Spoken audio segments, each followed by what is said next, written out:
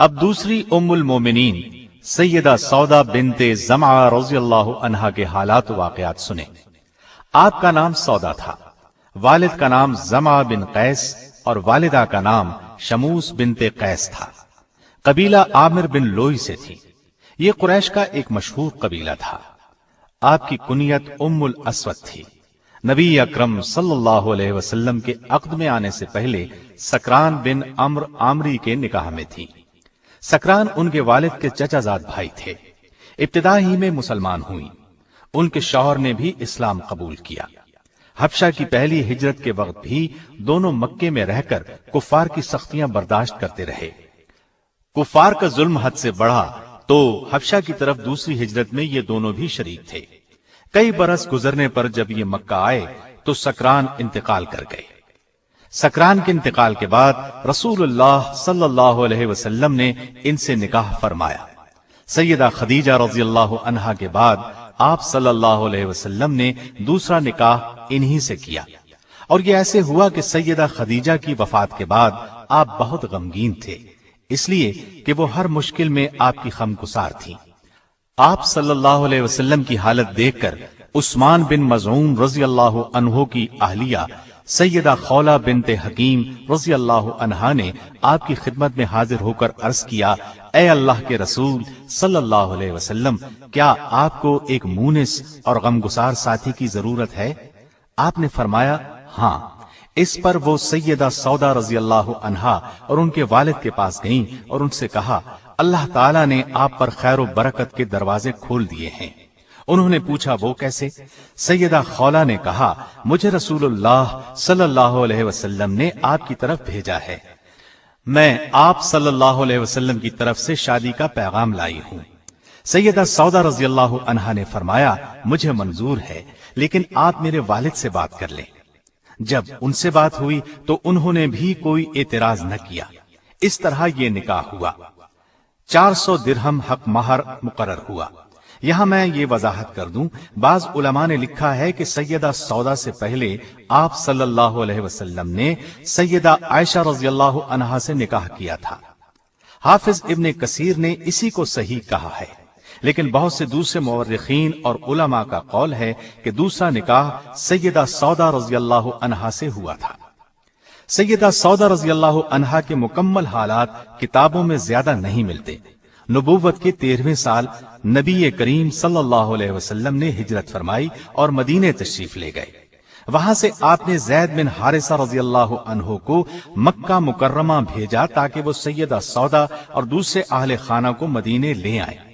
ان کے آنے سے پہلے ہی آپ صلی اللہ علیہ وسلم نے ان کے لیے رہائش کا بندوبست کر دیا۔ 10 ہجری میں رسول اللہ صلی اللہ علیہ وسلم نے حج کیا۔ اس موقع پر سیدہ سودا رضی اللہ عنہا بھی ساتھ تھیں۔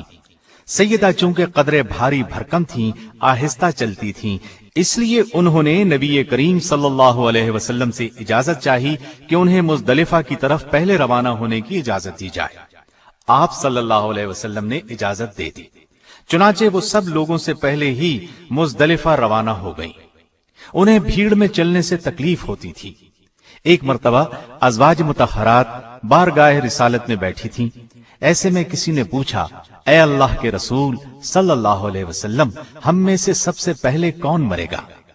آپ صلی اللہ علیہ وسلم نے فرمایا، جس کے ہاتھ لمبے ہوں گے۔ ازواج مطہرات نے اس بات کے ظاہری معنی لیے اور آپس میں ہاتھ ناپنے لگی۔ سب سے بڑا اور لمبا ہاتھ سیدہ سودا کا تھا، لیکن جب سب سے پہلے سیدہ زینب رضی اللہ عنہا کا انتقال ہوا تو انہیں معلوم ہوا کہ ہاتھ کی لمبائی سے آپ صلی اللہ علیہ وسلم کا مقصد سخاوت اور فیاضی تھا۔ طبقات ابن سعد کی روایت کے مطابق آپ کا انتقال خلافت امیر معاویہ رضی اللہ عنہ کے دور میں ہوا۔ ایک روایت یہ بھی ہے کہ سیدنا عمر رضی اللہ عنہ کے دور خلافت میں انتقال ہوا۔ آپ کے ہاں آپ کے پہلے خاوند سکران سے ایک فرزند پیدا ہوئے تھے، ان کا نام عبد الرحمن تھا۔ وہ جنگ جلولہ میں شہید ہوئے۔ نبی کریم صلی اللہ علیہ وسلم سے آپ کے ہاں کوئی اولاد نہیں ہوئی۔ آپ سب سے زیادہ دراز قد اور موٹاپے کی طرف مائل تھی۔ کتب احادیث میں آپ سے صرف 5 احادیث روایت کی گئی ہیں۔ ان میں سے ایک صحیح بخاری میں بھی ہے۔ آپ نبی کریم صلی اللہ علیہ وسلم کے اخلاق کی جیتی جاگتی تصویر تھیں۔ اطاعت اور فرمانبرداری تو ان میں کوٹ کوٹ کر بھری ہوئی تھی۔ سیدنا ابو ہریرہ رضی اللہ عنہ فرماتے ہیں کہ نبی اکرم صلی اللہ علیہ وسلم نے حجۃ الوداع کے موقع پر تمام ازواج مطہرات کو مخاطب کر کے فرمایا، اس حج کے بعد اپنے گھروں میں بیٹھنا۔ چنانچہ سیدہ سودا اور سیدہ زینب بنت جحش نے اس حکم کی نہایت سختی سے تعمیل کی۔ سیدہ سودا رضی اللہ عنہا نے تو اس فرمان پر اس شدت کے ساتھ عمل کیا کہ کبھی حج پر بھی نہ گئیں۔ فرمایا کرتی تھی، میں حج اور عمرہ دونوں کر چکی ہوں اور اب رسول اللہ صلی اللہ علیہ وسلم کے حکم کے مطابق گھر سے نہ نکلوں گی۔ سیدہ سودا رضی اللہ عنہا حد درجے سخی تھی۔ اس صفت میں بھی آپ کا خاص مقام ہے۔ درہم و دینار سے انہیں کوئی محبت نہیں تھی، اللہ کے راستے میں خرچ کر دیتی تھی۔ ایک مرتبہ سیدنا عمر رضی اللہ عنہ نے سیدہ کی خدمت میں درہموں کی بھری ایک تھیلی بھیجی۔ لانے والے سے پوچھا، اس میں کیا ہے؟ انہوں نے بتایا، درہم ہیں۔ فرمایا، کھجوروں کی طرح اب درہم بھی تھیلی میں بھیجے جانے لگے ہیں۔ یہ کہہ کر تمام کے تمام تقسیم کر دیے۔ آپ نے نبی کریم صلی اللہ علیہ وسلم سے الگ ہونے کے خوف سے اپنی باری عائشہ صدیقہ رضی اللہ عنہا کو دے دی۔